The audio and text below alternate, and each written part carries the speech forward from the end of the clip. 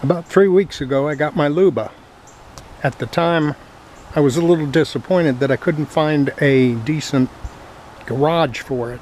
The one the manufacturer has is nothing but a lid.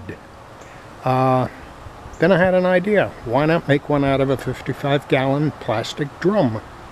So here's my Luba with the 55-gallon drum all put together. As you can see, it fits perfectly in there, and if you want to see it back in, we'll do it that way.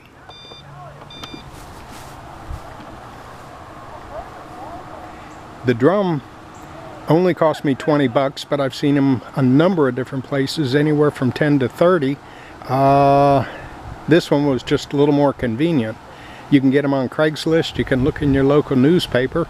People have them, they're ready to sell them.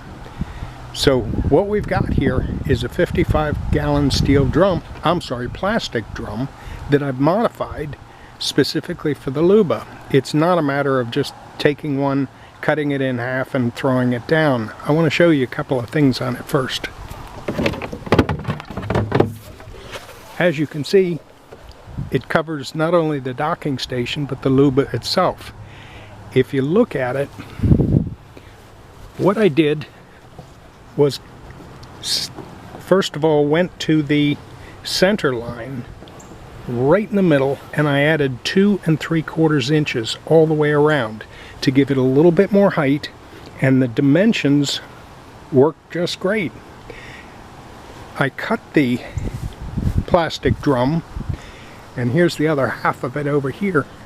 I cut the plastic drum using my skill saw, but you just can't throw a blade into it. It's a trick that a siding man told me a number of years ago. You take a very fine tooth steel blade, but put it in backwards. If you put it in forwards, it's going to grab the plastic and lock it up. So you just put it in backwards and use your skill saw the same way you would any other one. But as you can see, this particular one had a lid on it. I cut right through the lid. This is the smaller half of the two, with the larger half being over here. Once I cut it in half, the next thing I set about was cutting out the lid itself. And that I did with a saber saw. There's the remnants of the lid. As you can see, it's a little bit taller than the other half here. But the taller is because that 2 3/4 inches is needed so that the Luba can fit into it. One thing I didn't know until I actually got into it was when I cut the top off, this area here, which is now supported with this piece of plastic tubing, it actually curled into itself.